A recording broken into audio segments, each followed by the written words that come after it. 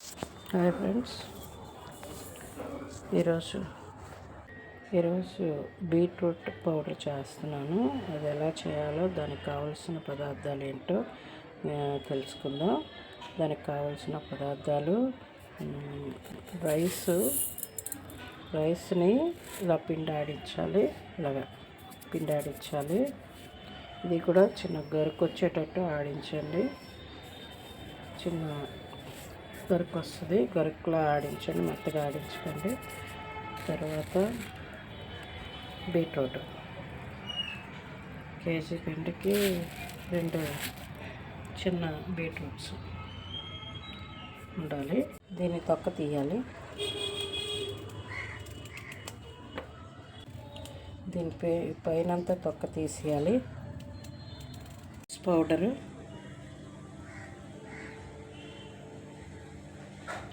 తొక్క తీసిన బీట్రూట్ మొత్తం తొక్క తీసాం కదండి. ఆ తొక్క తీసిన బీట్రూట్ ఈ తొక్క అంతా ఉంచుకోవాలి.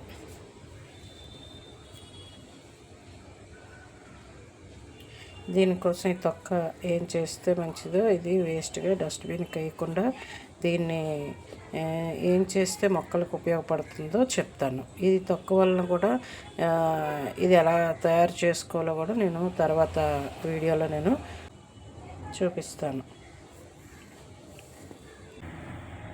నెక్స్ట్ ఏం చేయాలో చూద్దాం రండి. ఇప్పుడు దీన్ని ముక్కలుగా చేసుకొని మిక్సీ జార్లోకి వేసుకోవాలి. మిక్సీ జార్లో వేసుకొని మిక్సీ చేయాలి. ఇదండి, ఇలా మెత్తగా చేసుకోవాలి. ఇలా మెత్తగా చేసుకున్న తర్వాత రండి చూద్దాం ఏం చేయాలో చూపిస్తాను రండి. ఇప్పుడు ఇలాంటి క్లాత్ తీసుకోండి, పల్చటి క్లాత్ తీసుకొని ఈ మిక్సీ కొట్టాం కదా, దీన్ని ఇట్లా వేసుకోండి.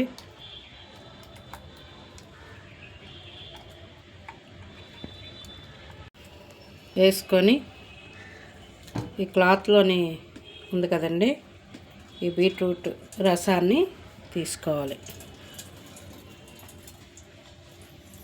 ఇలా పిండుకుంటే బీట్రూట్ రసం అంతా ఒక గిన్నెలోకి వచ్చేస్తుంది. పల్చని క్లాత్ తీసుకున్నారనుకోండి, కాటన్ క్లాత్ అయితే తీసుకోండి. చీర క్లాత్లు ఉంటాయి కదా మొక్కలు, అవి తీసుకుంటే సరిపోతుంది. ఇది ఇలా పిండుకొని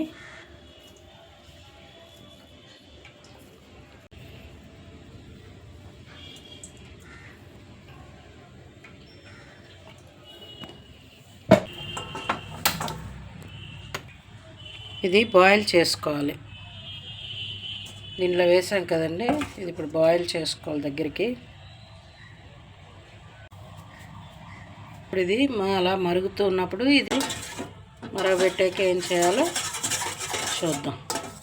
అవుతుంది కదా, ఇది ఇలా బాయిల్ అవుతుంది కదా. బాయిల్ అయిన తర్వాత పింక్ నుంచి రెడ్ కలర్లోకి మారాలి.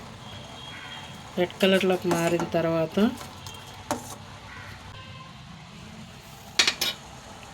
స్టవ్ సిమ్లో పెట్టుకొని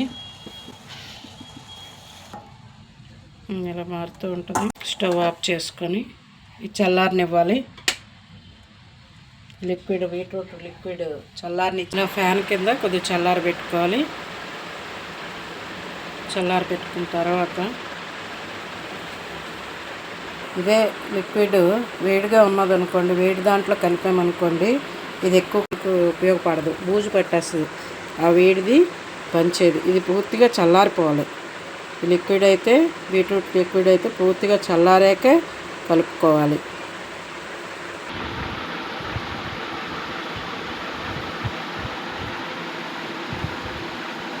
ఇది పూర్తిగా చల్లారిపోయిందండి. ఇప్పుడు ఈ రైస్ పౌడర్ ఉంది కదా, ఈ రైస్ పౌడర్లో ఇది కలుపుకుందాం.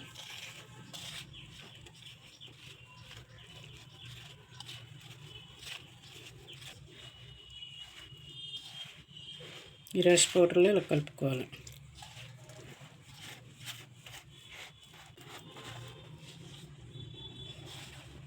గట్టిగా ఇలా కలుపుకోవాలి. ఇది పింక్ పౌడర్లోకి వచ్చేస్తుందండి. ఇది రెడ్గా మారిపోతుంది బీట్రూట్ పౌడర్. ఇది మనం షాపులో కొంటాము, కానీ మన ఇంట్లో ఈజీగా తక్కువ బడ్జెట్లో మనం చేసుకోవచ్చు. ఇది రోజు మన ఫేస్కి మసాజ్ చేస్తే ఇది బాడీ స్క్రబ్ కింద యూజ్ చేసుకోవచ్చు. పిండి అయితే కొంచెం గరుగ్గా ఉండాలి. స్క్రబ్ అంటే కొద్దిగా గరుగ్గా ఉంటుంది కదండి, అలా గరుగ్గా ఉండాలి. వింటర్లో చేసుకుంటే స్మూత్గా చేసుకోవాలి, సమ్మర్లో చేసుకుంటే కొద్దిగా గరుగ్గా చేసుకోవాలి. దీనివల్ల బాడీకి ఉన్న ట్యాన్ అంతా పోతుంది. మనకి అక్కడక్కడ మచ్చల్లో ఉంటాయి కదండి, మురికి పట్టినట్టు, అలాంటిదంతా పోతుంది. మేము ఇది యూజ్ చేసాం కనుక మీకు చూపిస్తున్నాను. బయట కొంటే ఈ ప్యాకెట్ 100 రూపాయలు పడుతుంది, 110 రూపాయలు అంతా పడుతుంది. కానీ ఇది ఇంట్లో తయారు చేసుకుంటే మనకి తక్కువ ఖర్చు, 50 రూపీస్ తోటి కూడా అయిపోతుంది మనకి. ఇది మనం చాలా రోజులు వాడుకోవడానికి కూడా ఉపయోగపడుతుంది. ఇదేం చేయాలంటే ఒక పేపర్ మీద ఆరబెట్టుకోవాలి. ఈ పౌడర్ పూర్తిగా ఫ్యాన్ గాలికి ఆరాలి, ఎండలో మాత్రం పెట్టకండి. ఎండలో పెట్టకూడదు, ఫ్యాన్ గాలికే ఆరబెట్టాలి. ఇది నీళ్ళలోనే, షేడ్లోనే మనం ఆరబెట్టుకోవాలి. ఉండలు లేకుండా కలుపుకోండి, ఉండలు ఉండకూడదు. ఇది ఇలా ఉండలు లేకుండా ఉండలు లేకుండా ఇలా కట్ చేసుకుంటూ ప్లేట్లోనే ఇలాగా, అంటే పిండి అంతటికి ఈ పౌడరు లిక్విడ్ అంటేటట్టు.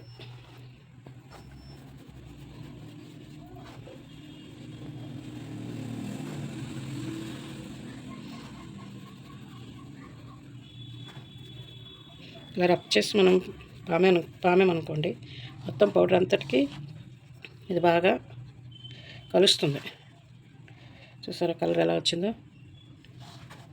ఇంకా కావాల్సితే మనం బీట్రూట్ రసం కలుపుకోవచ్చు, కానీ ఇది ఆరాక అప్పుడు దీని కలర్ మారుతుంది.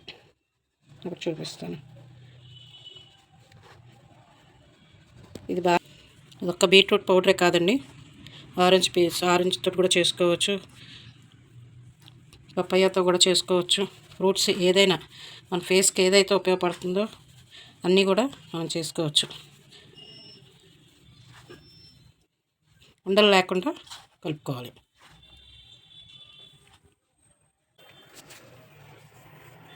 ఇది బాగా ఆరాక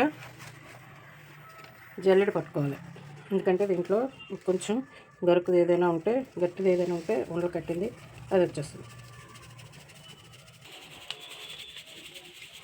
ఇలా జల్లించుకున్న తర్వాత ఇదిగోండి ఇలా ఉండలు వస్తున్నాయి కదా, ఇవి మళ్ళీ మిక్సీ వేసుకోవచ్చు. ఇవి మిక్సీ వేసుకొని మళ్ళీ పౌడర్ కొట్టి పౌడర్లా చేసి మళ్ళీ జల్లించుకోవటమే. వేస్ట్ అనేది ఏమీ ఉండదు దీనికి.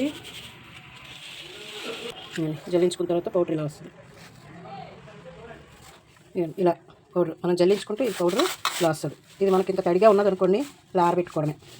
పేపర్లో ఇలా ఆరబెట్టేసుకొని 2 రోజులు గాలికి ఆరబెట్టాలి. ఇది గాలికి ఆరబెట్టిన తర్వాత ఒక గాజు సీసాలో కానీ ప్లాస్టిక్ సీసాలో కానీ, ప్లాస్టిక్ కన్నా గాజు సీసాలో వేసుకున్నారనుకోండి మంచిది. వేసుకొని మనకి పౌడర్ ఒక 6 నెలలు 3 నెలలు 4 నెలలు వస్తుంది. మనం ఎక్కువ చేసుకున్నాం అనుకోండి, గాలికి మాత్రం మనం తీసి 2 రోజులు 3 రోజులకి గాలికి కొంచెం ఉంచాలి. అప్పుడు మనకు బూజు పట్టదు, లేకపోతే బూజు పట్టేస్తుంది. ఆరకపోతే తడిగా ఉంటే మాత్రం పిండి బూజు పట్టినట్టు ఉంటుంది, పురుగు పడుతుంది. ఎందుకంటే రైస్ పౌడర్ ఉంటుంది కదండి. చివరి వరకు చూడండి. మీకు నచ్చినట్లయితే సబ్స్క్రైబ్ చేయండి, లైక్ చేయండి, షేర్ చేయండి, ఇతరులకు కామెంట్ చేయండి. ఎవరికైనా ఇది యూజ్ అవుతుంది, ఎవరైనా వాడుకోవచ్చు. చిన్నోళ్ళేమి పెద్దోళ్ళేమి చిన్నపిల్లలకి కూడా వాడుకోవచ్చు. దీనివల్ల సైడ్ ఎఫెక్ట్స్ ఏమీ ఉండవు. మనకి ఇది స్క్రబ్లా పనిచేస్తుంది. దీన్ని ఇలా మనం చేసుకొని మనం దాచుకున్నట్లయితే మనకి చాలా పనిచేస్తుంది. మన ఫేస్ అయితే గ్లోగా ఉంటుంది. Thank you. నమస్తే.